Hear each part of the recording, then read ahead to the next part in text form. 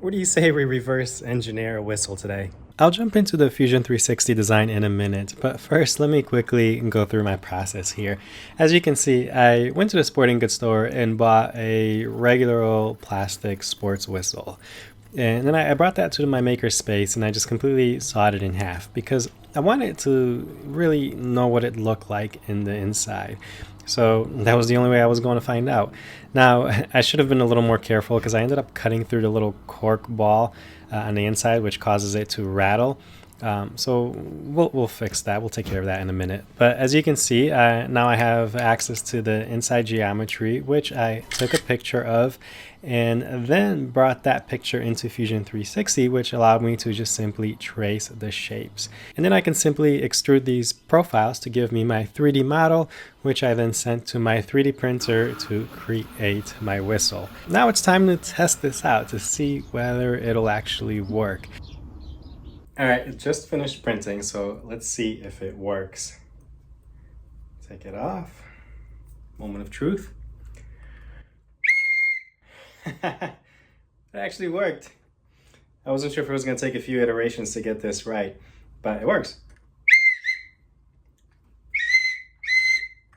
Okay, so the next part is, you know, that little ball that goes in here that gets you that, like that, you know, vibration going on. So let's try adding that and see what a difference in sound that makes. All right, and this is a great time to talk a little bit about whistle aerodynamics.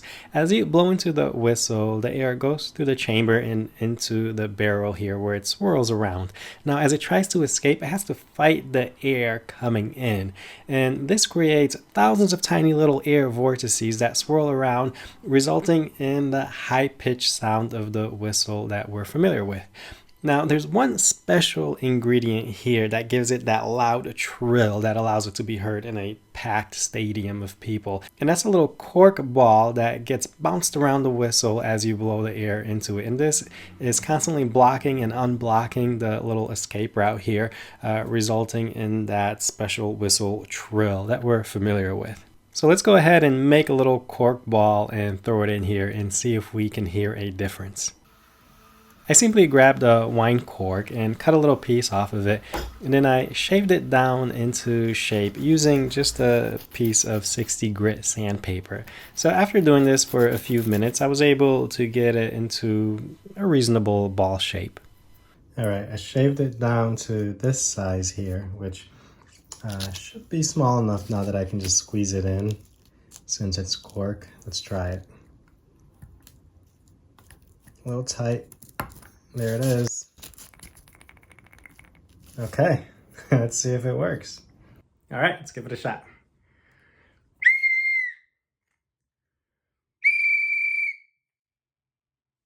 It works. All right, here's our whistle we'll be making, and this is going to be a beginner Fusion 360 tutorial. So I'm going to go over some basic 2D sketching and 3D modeling tools and techniques. Now, just because I say basic or beginner, it doesn't mean that this is going to be any less powerful, because I'm really going to cover some powerful concepts that you'll be using again and again to be able to create your own models and even reverse engineer your own parts.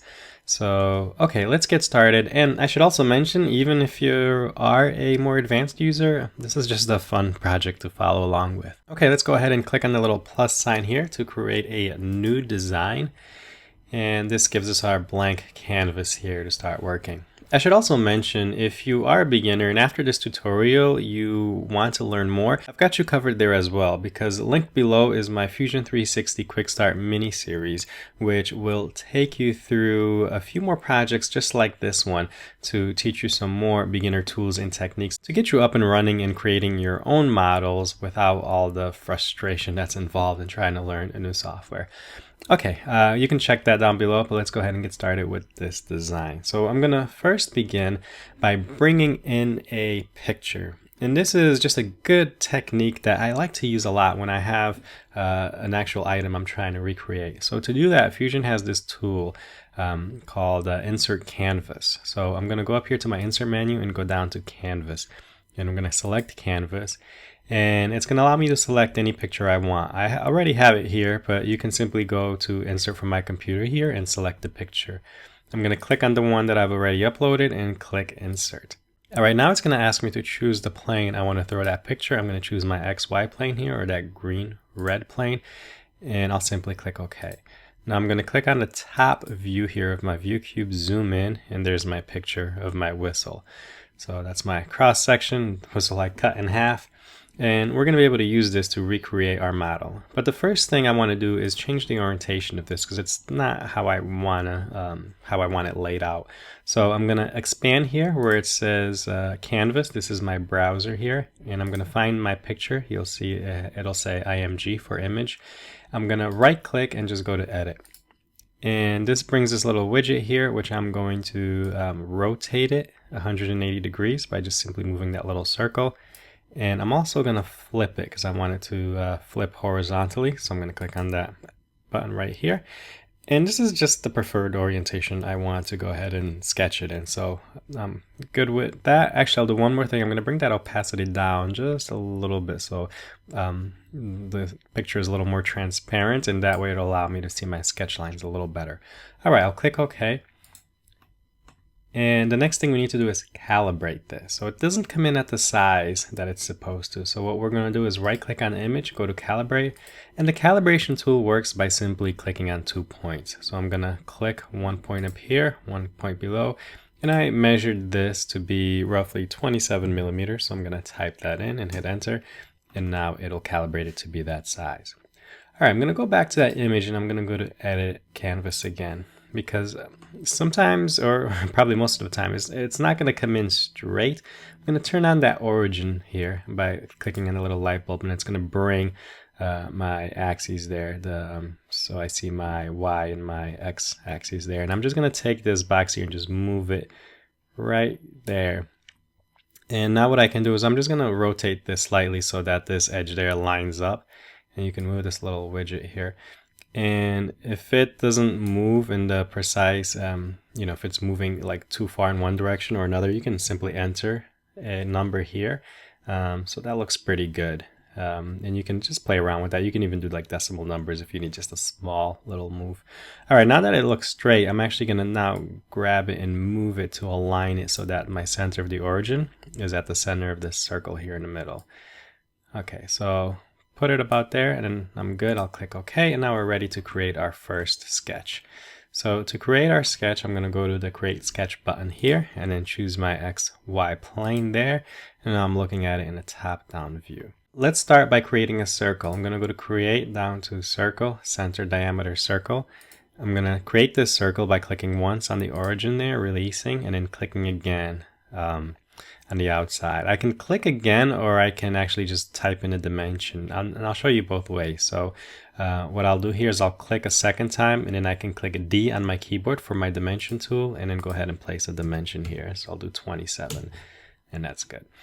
All right, I can see that it's not quite lined up. So after making that first circle, I will go back to that image and edit it again. So I'm going to click on Edit Canvas, and then I'm going to take this little square here and then just align the image so then it's perfectly aligned with my circle. All right, and that's perfect. All right, let's create another circle. So I'll go to Create and then down to Circle, Center Diameter Circle. Start that circle on the origin, and I'm going to drag it out, and this time I'll just enter the dimension right away, and I want this to be 21 millimeters, and I'll type that in. So you can see I have two circles, one 27 millimeters in diameter and the other one 21. All right, I'm gonna untoggle this origin planes here. I don't need to see that, so I'm just gonna click on the little eyeball here, and now that's better. All right, so now we can continue creating our design here. And we'll jump into our line tool. So I'll go through a few of these sketch tools that we have. So the line tool here, I'll click to select it, and I'm gonna click. As you see, when I move my cursor, it turns into a little blue X when it's coincident to that circle. So I'm gonna find that little blue X there, and then I'm just gonna draw it straight. And notice how it'll snap to a horizontal position. So that's what I want. And then I'm gonna click, release, and then move down. And you're going to see how, again, it'll snap to a 90-degree or vertical position there. And I'll click a second time, and then I'm going to click on this check mark when I'm done. All right, let's try another tool. We're going to grab our arc tool. So we'll go to arc and grab our 3-point arc tool. Select that, and then we're going to create an arc from this point here to the circle here. So we'll click once, release, click a second time here on the circle, and then our third click will give it that arc or that bulge there. So we'll go ahead and place that. Okay, so that's looking good. Next, why don't we talk a little bit about constraints here. This is our constraint toolbar, and I won't go too deep into this, but I'll show you a couple of these.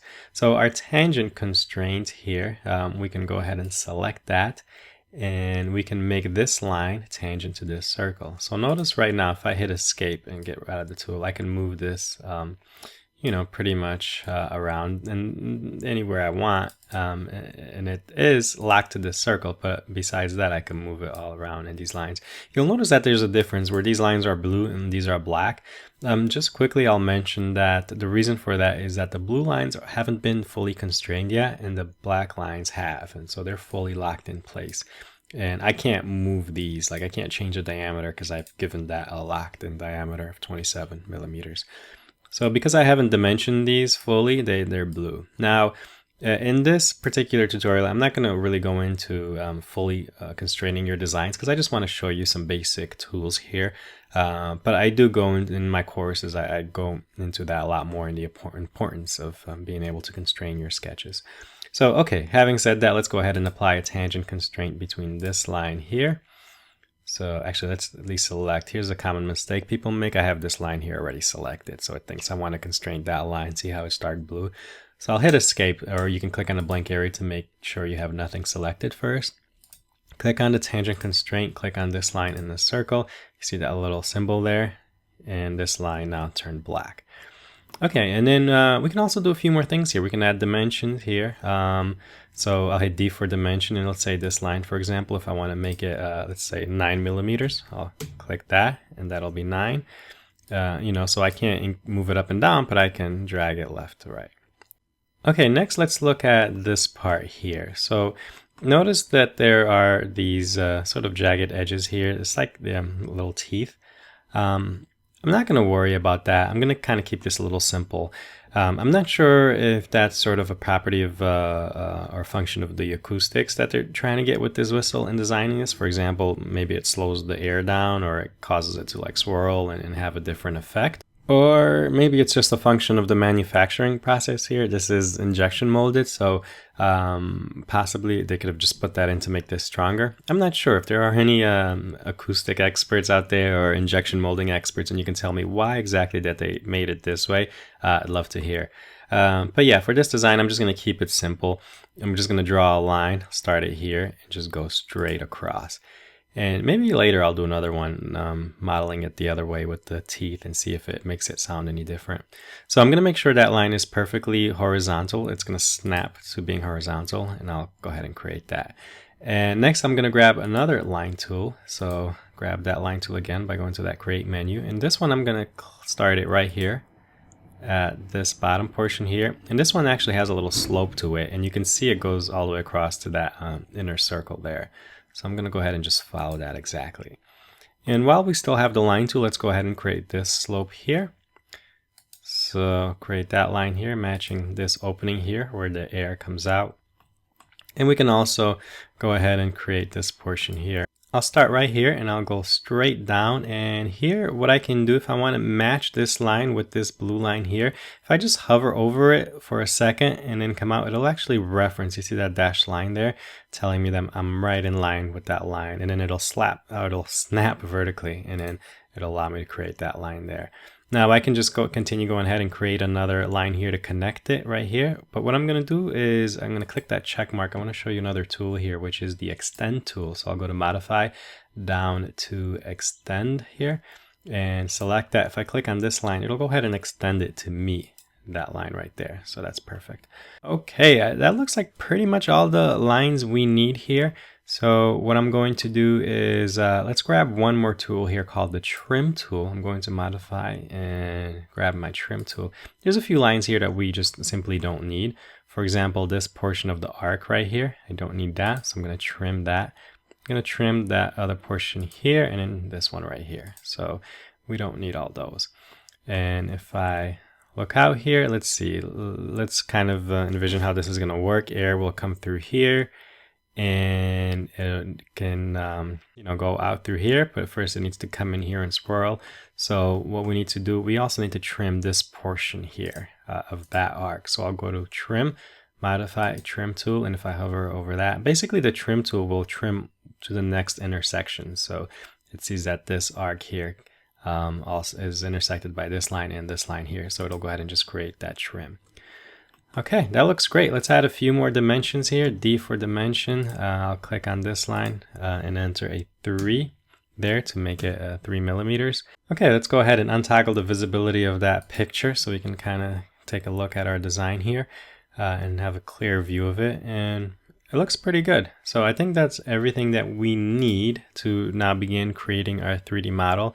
Again, remember these blue lines haven't been fully constrained, so you can still kind of adjust these around. And like I said, I'm not going to worry about constraining them fully for this tutorial because I just want to show some basic ideas here. Okay, so now that we're all good with this sketch, I'm going to click on Finish Sketch, and let's untoggle that image. And here's what we have, and we can begin to extrude this. And this is where the magic happens in Fusion 360. So all we do is go to Create, down to Extrude, and I'm going to select all these. You'll notice that every enclosed profile is its own selection. So I want to select everything here. So everything is blue, and I'm going to extrude it up 2 millimeters, and that's going to give me sort of one edge there. And I'll click OK. So that's sort of just the side there. Okay, I'm going to bring that sketch back into view by clicking on this little triangle here, clicking on that sketch. Let's untoggle the visibility of the body there. That's going to allow me to more easily select these profiles. I'm going to grab that Extrude tool again under the Create menu. And I'm going to simply, this time, I'm going to select this portion here, this, and this. So those 3 selections, leaving the path where the air is going to flow, I'm going to leave that unselected. Let's bring the body back into view by clicking on the little eyeball.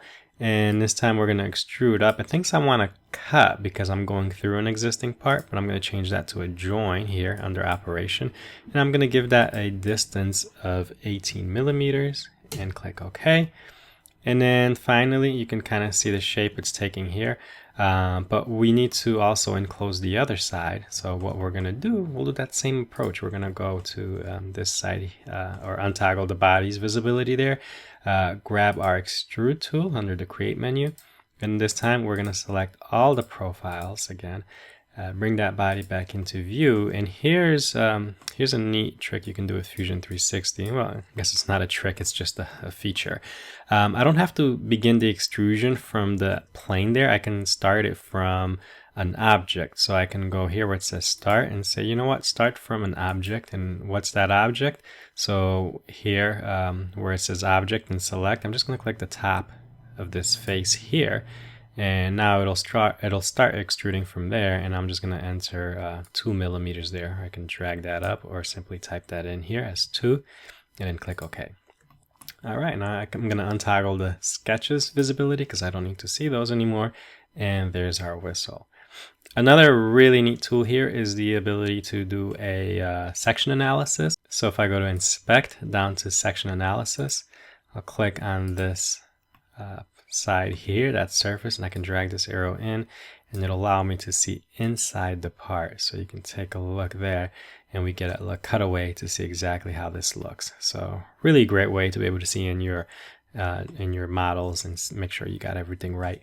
And to untoggle that or get rid of that analysis, we just untoggle the visibility here, and there we go. Okay, the final thing I'll do is just add a few fillets. And the fillet tool is found under the modify menu. So we'll go down to modify, down to fillet, select this edge there. Let's try like a 5 millimeter fillet. Yeah, that's kind of smooths that out a little bit. So that looks good. Click OK. We'll do another fillet, modify, fillet. I'll select this edge here, and it's going to select this sort of entire chain here.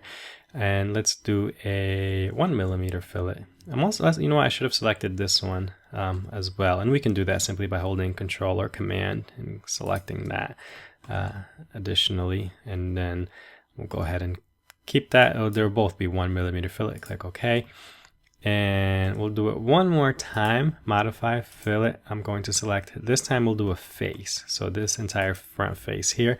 And I'll do a 0.5 millimeter fillet there. And it makes it look just a little bit nicer with those smooth edges. And that's how you reverse engineer a whistle in Fusion 360. Like I said, the techniques I followed here can really be used in so many different parts that you're trying to make. So I encourage you to go ahead and give it a try.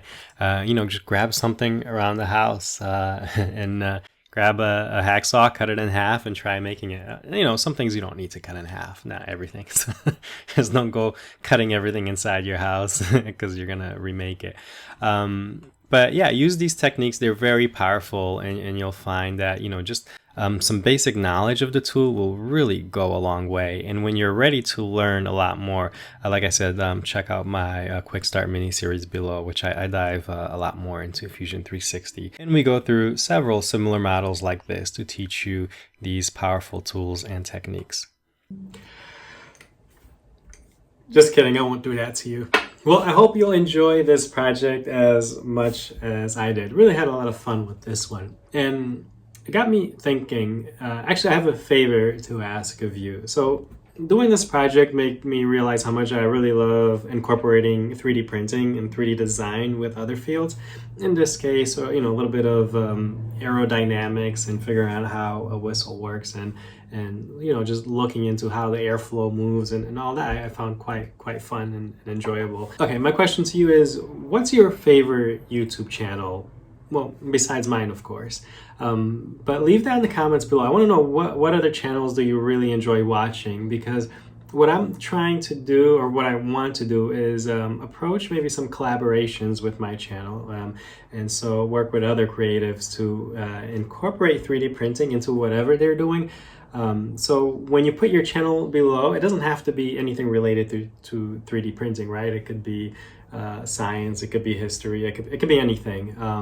I just want to know what's your favorite YouTube channel. So leave that below, and then it'll be sort of a challenge for me. Then I can look at them and try to see, oh, maybe there's ways that we can collaborate and apply 3D design and 3D printing to whatever your favorite channel is doing. So yeah, do that favor for me. Just leave it down below, even if you don't think there's any possible way that there could be a collaboration between my channel and your favorite channel. Just leave it listed below anyway.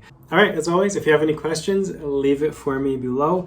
I will see you in a week or two with another video. And don't remember my Quick Start mini series. If you want to get started with Fusion 360, it's going to be the quickest and fastest way to get you up and running. And also my monthly live sessions that I started doing. I'm going to put a link below to the page. So if you haven't checked it out, go ahead and check it out. I'm currently still doing my benchy design. And so if you haven't followed me in designing, creating that model, I'll leave the link below to the page where you can sign up. It's a really great session because I allow everyone to just participate. You can just interrupt while I'm designing and ask any specific questions that you have. And I go ahead and just, answer and explain it to you as we design. So if you haven't checked that out yet, I'm going to be doing another one pretty soon. So click on the link below to sign up for it. All right, guys, I will see you soon. Take care.